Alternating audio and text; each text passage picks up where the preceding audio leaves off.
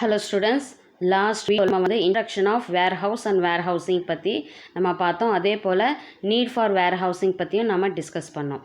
So இந்த வீடியோவில் நம்ம டிஸ்கஸ் பண்ண போகிறது டைப்ஸ் ஆஃப் warehouses. அதாவது warehouses-ல எத்தனை வெரைட்டிஸ் ஆஃப் warehouses வந்து கிளாஸிஃபை பண்ணியிருக்கிறாங்க அப்படின்றத நம்ம வந்து பார்க்க போகிறோம். ஸோ ஃபர்ஸ்ட் பார்த்தீங்கன்னா on the basis of ownership, அதாவது உரிமையின் அடிப்படையில் அந்த வேர்ஹவுஸினுடைய உரிமையாளர்கள் இருப்பாங்க இல்லையா, ஸோ அதனுடைய அடிப்படையில் வந்து எப்படி கிளாஸிஃபை பண்ணியிருக்காங்க, பிரிச்சிருக்காங்க அப்படின்னு பார்க்கலாம். ஸோ அதில் பார்த்தீங்கன்னா private warehouses, government warehouses, public warehouses, cooperative warehouses, bonded warehouses, institutional warehouses, distributional center warehouses அப்படின்னு சொல்லிட்டு ஓனர்ஷிப் பேசிஸில் வந்து பிரிச்சிருக்காங்க.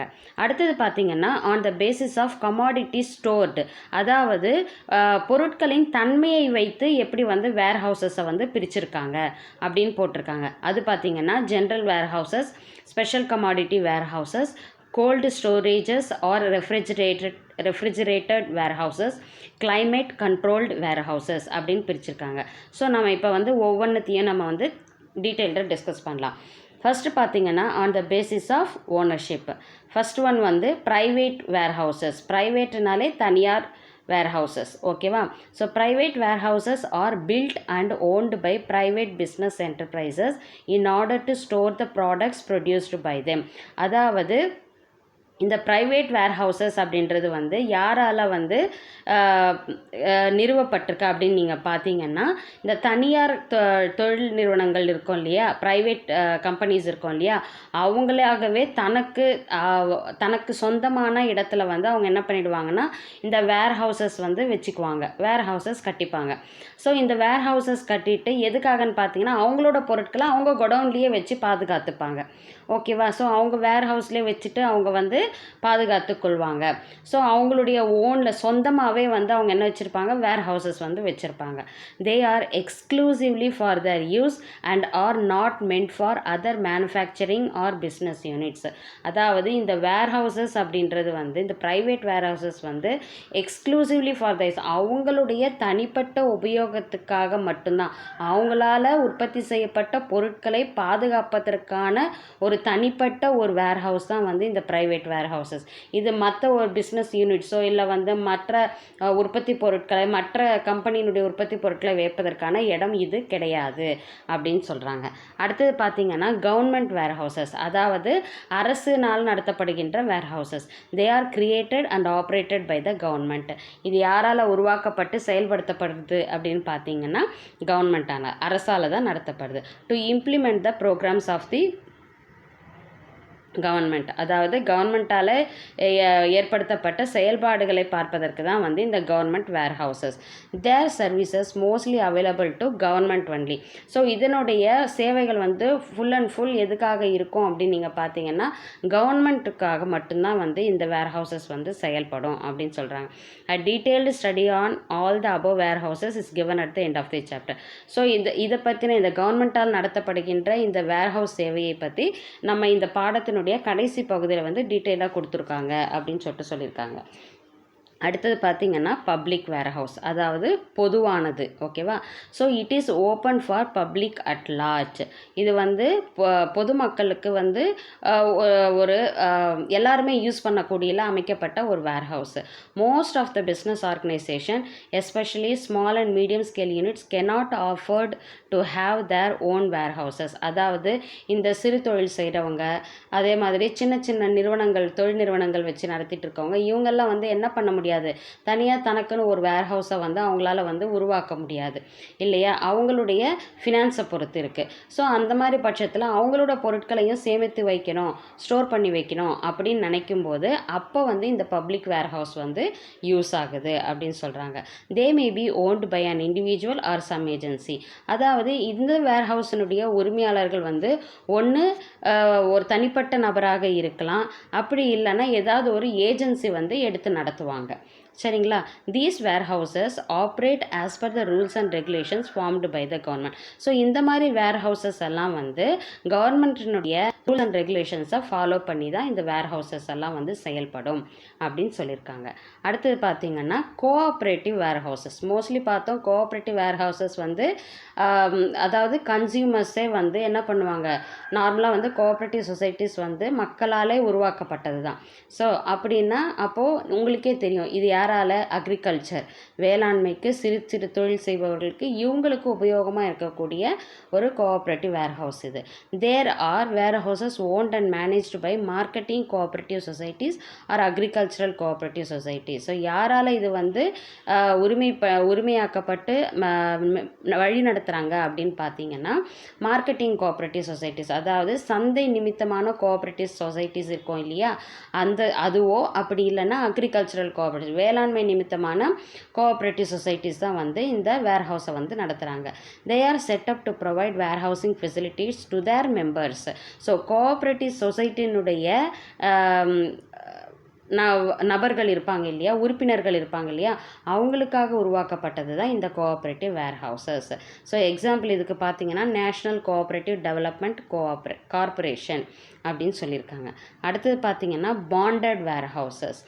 Bonded warehouses are those warehouses which are licensed by the government to accept storage of imported goods which are not cleared due to non-payment of customs duty by the importer. அதாவது இந்த bonded warehouses அப்படின்றது என்ன மாதிரியானது அப்படின்னு பார்த்தீங்கன்னா இது வந்து government கிட்டேருந்து லைசன்ஸ் வாங்கி தான் இந்த பாண்டட் வேர் ஹவுசஸை வந்து நடத்துவாங்க. ஸோ இங்கே எந்த மாதிரியான பொருட்களை வந்து ஸ்டோர் பண்ணி வைப்பாங்க அப்படின்னு பார்த்தீங்கன்னா இம்போர்ட்டட் குட்ஸ், அதாவது இறக்குமதி செய்யப்பட்ட பொருட்கள் இருக்கும் இல்லையா, மற்ற நாடுகளிலிருந்து இறக்குமதி செய்வாங்க இல்லையா, ஸோ அந்த பொருட்களை வந்து இந்த பாண்டட் வேர் ஹவுசஸில் வந்து ஸ்டோர் பண்ணி வைப்பாங்க. ஏன் பாண்டட் அப்படின்னு பார்த்தீங்கன்னா which are not cleared due to non payment of customs duty by the importer. அதாவது அந்த பொருளை வந்து மற்ற நாடுகளிலிருந்து இறக்குமதி செஞ்சுருக்கிறார் இல்லையா, அவர் வந்து அந்த பொருட்களுக்கான சுங்கவரி, கஸ்டம்ஸ் டியூட்டினா சுங்கவரியை கட்டிட்டு தான் அந்த பொருட்களை வந்து அவர் எடுத்துகிட்டு போக முடியும். ஸோ அந்த சுங்கவரியை கட்டுற வரைக்கும் அந்த பொருட்கள் வந்து இந்த பாண்டட் வேர் ஹவுசஸில் தான் வந்து ஸ்டோர் பண்ணி வச்சுருப்பாங்க அப்படின்னு சொல்கிறாங்க. Branding can be undertaken in the warehouse itself. அதாவது ஒவ்வொரு பொருட்களுக்கான குறியீடுகளை வந்துட்டு இந்த வேர் ஹவுசஸ்லேயே வந்து அவங்க என்ன பண்ணிடுவாங்க, செயல்படுத்திடுவாங்க அப்படின்னு சொல்கிறாங்க. Bank loans can be obtained by submitting the receipt issued by these warehouses as collateral security. Collateral செக்யூரிட்டின்னா நம்ம வந்து அடமானம் வைக்கிற மாதிரி, ஓகேவா. கொலேட்ரல் அப்படின்னா வந்து அடமானம் வைக்கிற மாதிரி ஒரு செக்யூரிட்டியாக வந்து நம்ம வைக்கிறது. இப்போ பேங்க்கில் நம்ம லோன் வாங்குகிறோன்னா நம்ம என்ன பண்ணுறோம், வீட்டு பத்திரம் ஏதாவது நம்ம கொடுத்துட்டு அதுக்கப்புறம் தான் நம்ம லோன் வாங்குகிறோம். ஒரு நகை கடனே வாங்குகிறோன்னா என்ன பண்ணுறோம், நகையை கொடுத்துட்டு அதுக்கு பதிலாக தான் அதுக்கு ஈக்குவலான அமௌண்ட் நமக்கு கொடுக்குறாங்க. அது மாதிரி இங்கே நம்ம இறக்குமதி செய்திருக்கோம் இல்லையா பொருட்கள், அந்த பொருட்களை வந்து நம்ம வந்து ஸ்டோர் பண்ணி வச்சுருக்கோம். ஆனால் என்னென்னா பேமெண்ட் கொடுக்காதனால, சுங்கவரி செலுத்தாததுனால அந்த இடத்துல பொருட்கள் வந்து வைக்கப்பட்டிருக்கு. இப்போ இன்கேஸ் நமக்கு ஏதாவது லோன் வேணும் அப்படின்ற பட்சத்தில் அவங்க என்ன பண்ணுவாங்கன்னா இந்த பாண்டட் வேர் ஹவுசஸில் அந்த பொருட்களை வைத்திருப்பதற்கான ரசீது கொடுப்பாங்க. அந்த ரசீதை வச்சு இவங்க பேங்க்கில் போய் அப்ரோச் பண்ணாங்கன்னா அந்த ரசீதை வச்சு அதோடைய வேல்யூ வச்சு பேங்க்கில் வந்து லோன் கொடுப்பாங்க. அந்த ரசீதை வந்து அடமானமாக வைத்துக்கொண்டு அவங்க என்ன பண்ணுவாங்க, லோன் வந்து கொடுப்பாங்க. Strict supervision and control is imposed by custom authorities on then operation and functioning.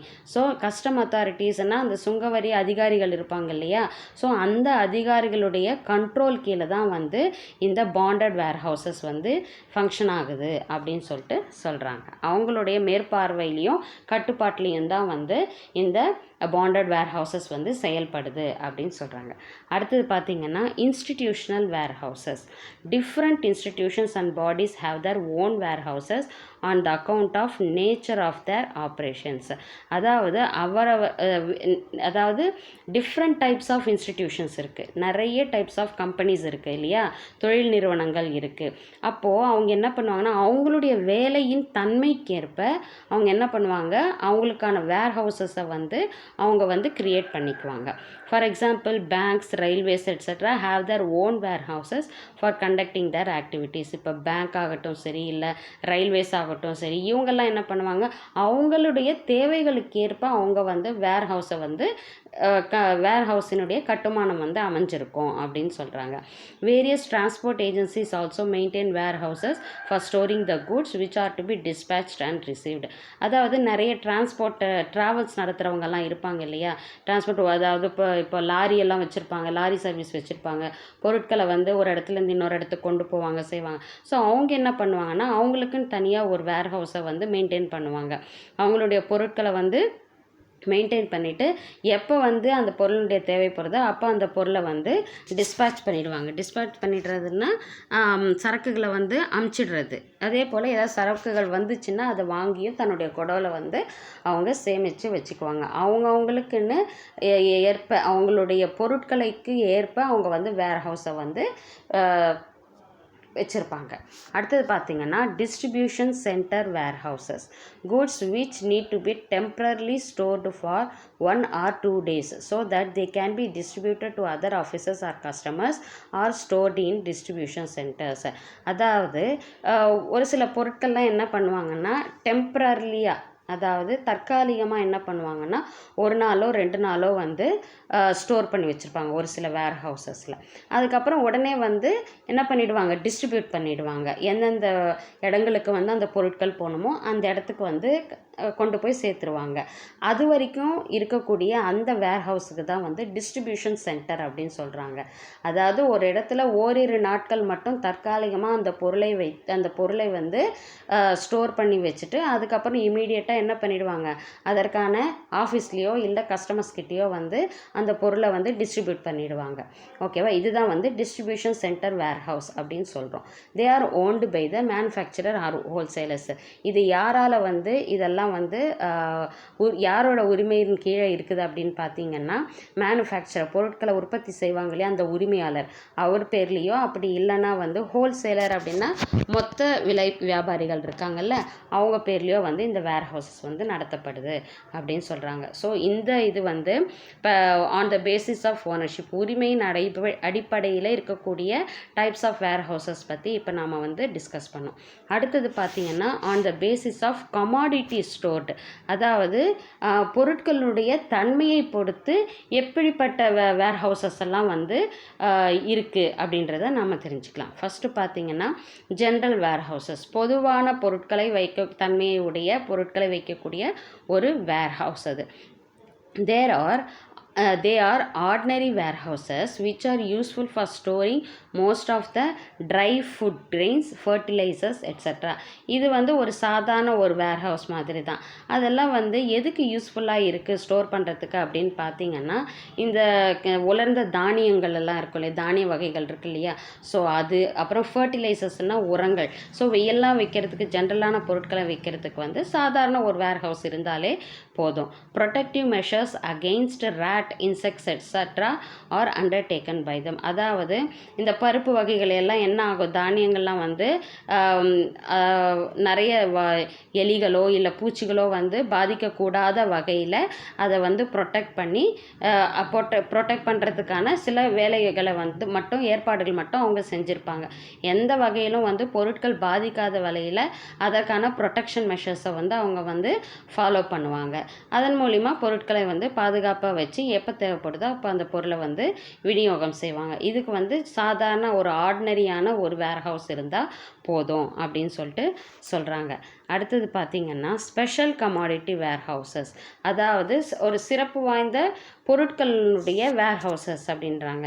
These warehouses are specially constructed for storing specific types of commodities like tobacco, cotton, wool etcetera. அதாவது இந்த special type of commodities அப்படின்னா என்னென்னா இங்கே mention பண்ணுறாங்க அப்படின்னு பார்த்தீங்கன்னா, டொபாக்கோன்னா புகையிலை, காட்டன்னா பருத்தி, உள்ளுன்னா கம்பளி. ஸோ இந்த மாதிரியான பொருட்களை வந்து பாதுகாப்பதற்குன்னு தனியாக ஒரு ஒரு வேர் ஹவுசஸை வந்து அவங்க என்ன பண்ணுவாங்க, கன்ஸ்ட்ரக்ட் பண்ணியிருப்பாங்க. These warehouses reduce loss of quality and quantity to a great extent. அதாவது இந்த மாதிரி வேர் ஹவுசஸ் என்ன பண்ணுன்னா அந்த பொருளினுடைய தரமோ இல்லை அளவோ வந்து எந்த விதத்திலும் குறையாமல் பாதுகாப்பாக வைக்கப்படுது. எலி வந்து அந்த பொருட்களை வந்து கடிக்காமல், அதே போல் பூச்சிகளால் அரிச்சிச்சின்னாமல் நல்லபடியாக வந்து அதை பாதுகாத்து வச்சுருப்பாங்க. Storage of petrol and oil requires special type of vertical cylindrical storage tanks. அதாவது இப்போ பெட்ரோல் ஆகட்டும் சரி, இல்லை ஆயிலை ஆகட்டும் சரி, அவங்க வந்து ஒரு இடத்துலேருந்து இன்னொரு இடத்துக்கு கொண்டு போய் அதை ஸ்டோர் பண்ணி வச்சுருப்பாங்க. இப்போ அந்த ஸ்டோர் பண்ணி வைக்கிறதுக்கு அதற்கான சில டேங்க் மாதிரி வச்சுருப்பாங்க இல்லையா, தொட்டிகளில் வந்து அவங்க என்ன பண்ணுவாங்க, ஸ்டோர் பண்ணி வைப்பாங்க. அது வந்து செங்குத்தாகவோ இல்லை வந்து உருளை வடிவத்திலோ இருக்கக்கூடிய டேங்க்கில் வந்து அது என்ன பண்ணுவாங்க, ஸ்டோர் பண்ணி வச்சுருப்பாங்க. இதுதான் வந்து ஸ்பெஷல் கமாடிட்டி வேர் ஹவுசஸ். ஸோ இந்த வேர் ஹவுசஸில் அந்த பொருளினுடைய தன்மைக்கேற்ப, அந்த பொருளுக்கேற்ப அவங்க வந்து என்ன பண்ணுறாங்க, வேர் ஹவுஸினுடைய கட்டுமானம் வந்து அமைஞ்சிருக்கும் அப்படின்னு சொல்கிறாங்க. அடுத்தது பார்த்திங்கன்னா gold storages R refrigerated warehouses. அதாவது குளிர்பதன பெட்டிகள் சொல்லுவாங்க இல்லையா, அந்த மாதிரியான ஒரு நிலைப்பாடுடைய ஒரு வேர் ஹவுசஸ். அது goods are transported in refrigerated containers and stored in refrigerated warehouses. பொருட்களை எடுத்துகிட்டு போகிறதே வந்து ஒரு இடத்துலேருந்து இன்னொரு இடத்துக்கு ஒரு சில பொருட்களை வந்து இந்த ரெஃப்ரிஜரேஷன் குளிர்பதன பெட்டிகளில் தான் எடுத்துகிட்டு போவாங்க, ஸ்டோர் பண்ணியும் வைப்பாங்க. These where houses R used for storing perishable goods like fruits, vegetables, X, butter, fish, meet etcetera. அதாவது இந்த மாதிரி வேர் ஹவுசஸ் எல்லாம் வந்து எதுக்காக யூஸ் பண்ணுது அப்படின்னு பார்த்தீங்கன்னா, அழுகக்கூடிய பொருட்கள் இருக்கும். எது நம்ம ஆல்ரெடி நம்ம பார்த்தோம், பழங்கள், காய்கறிகள், முட்டைகள், இல்லை வந்து வெண்ணெய் பொருட்கள், பால் வகை பொருட்கள், அதே போல் பார்த்திங்கன்னா மீன்கள், அதுக்கப்புறம் மீட், இறைச்சி வகைகள், இது எல்லாத்தையுமே என்ன பண்ணுவாங்க, கண்டெய்னரில் போட்டு விற்கிறாங்க இல்லையா. அப்போ வந்து அந்த பொருட்களை வந்து குளிர்பதனத்தில் வச்சுருந்தா தான் அதெல்லாம் கெட்டு போகாமல் இருக்கும். So goods stored in cold storages without deterioration in quality can be made available throughout the year. So இந்த கோல்டு ஸ்டோரேஜஸில் வந்து இவங்க இந்த மாதிரி பொருட்களை வந்து பெரிஷபிள் குட்ஸை வந்து ஸ்டோர் பண்ணி வைக்கிறதுனால அந்த பொருளினுடைய தரத்தில் எந்தவித குறைபாடுகளும் ஏற்படாமல் ஒரு வருடம் முழுவதுமே அந்த பொருளை வழிய உபயோகிக்கக்கூடிய வகையில் வந்து இந்த வேர் ஹவுஸ் வந்து அந்த பொருளை பாதுகாக்கும் அப்படின்னு சொல்லிட்டு சொல்கிறாங்க. அடுத்தது பார்த்திங்கன்னா கிளைமேட் கண்ட்ரோல்டு வேர் ஹவுசஸ். அதாவது தட்ப வெப்பநிலைக்கு ஏற்ப அமைந்திருக்கக்கூடிய warehouses. The controlled climate environment can reduce the rate of metabolism in fruits and vegetables. அதாவது இந்த தட்ப வெப்பநிலை கட்டுப்பாட்டில் இருக்கிற இந்த வேர் ஹவுசஸ் எல்லாம் பார்த்திங்கன்னா இந்த பழங்கள்லையோ காய்கறிகளோ வந்து மெட்டபாலிசம், வளர்சிதை மாற்றங்கள் ஏற்படாமல் வந்து தடுக்குது அப்படின்னு சொல்லிட்டு, ஏற்படாமல் சொல்ல முடியாது, வளர்சிதை மாற்றங்கள் வந்து குறைவாக ஏற்படும் தன்மையுள்ள அளவுக்கு இந்த வேர் ஹவுசஸ் வந்து அமைந்திருக்கும் அப்படின்னு சொல்கிறாங்க. Humidity controlled environments for delicate products such as flowers in dirt free facilities in these warehouses. அதாவது ஈரப்பதம் கட்டுப்படுத்தப்பட்ட சூழலில் உருவாக்கப்பட்டது தான். ஓகேவா, ஈரப்பதத்தன்மை வந்து அந்த வேர் ஹவுஸில் வந்து கம்மியாக இருக்கும். ஸோ அந்த மாதிரியான ஒரு கட்டுமானத்தை அந்த வேர் ஹவுசஸில் இருக்கும். எதுக்காகன்னு பார்த்திங்கன்னா, சில மிருதுவான பொருட்கள் இருக்கும், பூ மாதிரியான பொருட்கள் இருக்கும் இல்லையா, பூக்கள் எல்லாம் வந்துட்டு கொஞ்சம் வெயில் பட்டாலோ இல்லை வந்து சூடு அதிகமாக இருந்தாலோ என்ன ஆகும், பூவெல்லாம் வாடி போயிடும். ஸோ அந்த மிருதுவான பொருட்களுக்கு ஏற்ப ஈரப்பதம் ரொம்ப ஈரமாகவும் இருக்கக்கூடாது. ஸோ ரெண்டுமே வந்து மாட்ரேட்டாக இருக்கக்கூடிய ஒரு சூழல் வந்து அந்த வேர் ஹவுஸில் உருவாக்கி இருப்பாங்க. அதனால மாசற்ற சூழ்நிலையில் தான் வந்து அந்த வேர் ஹவுஸ் வந்து அமைஞ்சிருக்கும் அப்படின்னு சொல்லிட்டு சொல்கிறாங்க. அடுத்தது பார்த்திங்கன்னா automated warehouses. Automated facilities which can handle several hundreds of kilograms of product at a time. அதாவது ஒரே நேரத்தில் பல 100 கிலோ எடையுள்ள பொருட்களை வந்து கையாளக்கூடிய திறன் கொண்ட வகையில் வந்து இந்த வேர் ஹவுசஸ் வந்து அமைஞ்சிருக்கும். ஆட்டோமேட்டட்னா தானியங்கி வேர் ஹவுசஸ். ஓகேவா. So inside the warehouse premises physical distribution activities are carried out by moving product filled pallets, that is platforms that hold large amount of product. இப்போ வந்து ஒரு பெரிய நிறுவனம் அப்படின்னு வச்சுக்கோங்க, அதனுடைய பொருட்களின் தன்மை வந்து பார்த்திங்கன்னா ஹெவி வெயிட் இருக்கிறதா இருக்கும், இல்லை பெரிய பெரிய பொருட்கள் அளவில் வந்து பெரிய பெரிய பொருட்களாக இருக்கும். ஸோ அந்த பொருட்களை இயக்குவதற்கே வந்து உள்ளே வந்து ஒரு மிஷின் வச்சுருப்பாங்க. அந்த மிஷினை வச்சு தான் அந்த பொருளை வந்து ஒரு இடத்துல இருந்து இன்னொரு இடத்துக்கு வந்து அவங்க வந்து கொண்டு போக முடியும். அப்போது அந்த மிஷினை தான் வந்து இவங்க என்ன சொல்கிறாங்க, தானியங்கி. அந்த மிஷினே வந்து அந்த பெரிய பெரிய பொருட்களை வந்து தானாக எடுத்து ஒரு இடத்துலேருந்து இன்னொரு இடத்துக்கு ஷிஃப்ட் பண்ணுறதுக்கு யூஸ் ஆகுது. அப்படின்னு பார்த்திங்கன்னா இட் ரிக்வயர்ஸ் ஹியூஜ் இன்வெஸ்ட்மெண்ட். அப்படின்னா என்ன அர்த்தம், நிறைய ஒரு முதலீடு தேவைப்படுகின்ற ஒரு வேர்ஹவுஸ் இது. ஒரு மிஷின் தான் வந்து பொருட்களை மாற்றி எடுத்து வைப்பதற்கு ட்ரான்ஸ்ஃபர் பண்ணுறதுக்கு யூஸ் ஆகுது. அப்படின்னும் போது அந்த மிஷின்ஸினுடைய வேல்யூவே வந்து அதிகமாக இருக்கும். அப்போது அந்த மிஷின்ஸ் எல்லாம் போட்டு தான் அந்த வேர்ஹவுஸை வந்து அவங்க வந்து இயக்க முடியும். ஸோ அதுக்கான முதலீடும் வந்து அதிகமாக இருக்கும். Latest technology and larger turnover of goods. அதே போல் பார்த்திங்கன்னா தொழில்நுட்பமும் எப்படி இருக்கும், அப்டேட்டடாக இருக்கணும். இப்போ இருக்கிற தொழில்நுட்பத்தில் இருக்கிற மிஷின்ஸை வச்சு தான் அந்த பொருட்களை வந்து மூவ் பண்ணுவாங்க. அதே போல் தான் அதுக்கேற்ப என்ன இருக்கும், அவங்களுடைய டர்ன் ஓவர் சேல்ஸ், அந்த பொருட்களினுடைய சேல்ஸும் வந்து அதிகமாக இருக்கும் அப்படின்னு சொல்கிறாங்க. ஸோ இதுதான் வந்து ஆட்டோமேட்டட் வேர்ஹவுஸ் அப்படின்னு சொல்கிறாங்க. ஸோ இப்போ வந்து நாம் பார்த்தது வந்து டைப்ஸ் ஆஃப் வேர்ஹவுசஸ் வந்து உரிமையின் அடிப்படையிலையும் பொருட்களின் தன்மையின் அடிப்படையிலையும் நம்ம வந்து டிஸ்கஸ் பண்ணோம். ஸோ இந்த வீடியோவில் உங்களுக்கு ஏதாவது டவுட் இருந்துச்சுன்னா கமெண்ட் செக்ஷனில் கமெண்ட் பண்ணுங்கள். உங்கள் டவுட்ஸை நான் கிளாரிஃபை பண்ணுறேன். இந்த வீடியோ உங்களுக்கு பிடிச்சிருந்ததுன்னா லைக் பண்ணுங்கள், ஷேர் பண்ணுங்கள், மறக்காமல் சப்ஸ்கிரைப் பண்ணுங்கள். பெல் ஐக்கானை கிளிக் பண்ணிவிட்டு ஆல் பட்டனையும் கிளிக் பண்ணிங்கன்னா நான் போடுற வீடியோஸ் எல்லாம் உங்களுக்கு நோட்டிஃபிகேஷன்ஸ் வரும். ஸோ கோர்வையாக இந்த வீடியோக்களை வந்து நீங்கள் பார்த்தீங்கன்னா கண்டிப்பாக உங்களுக்கு வந்து இந்த டாபிக்ஸ் எல்லாம் புரியும். ஓகேவா? இப்போ வந்து டிஸ்கிரிப்ஷன் பாக்ஸில் வந்து ப்ரீவியஸ் வீடியோஸோட லிங்க்ஸ் நான் போடுறேன். அந்த லிங்க்கோடு நீங்கள் படிச்சிங்கன்னா உங்களுக்கு டாபிக்ஸ் வந்து புரியும். டவுட்ஸ் இருந்தால் கமெண்ட் செக்ஷனில் கமெண்ட் பண்ணுங்கள். ஸோ நெக்ஸ்ட் வீடியோவில் பார்க்கலாம். தேங்க்யூ.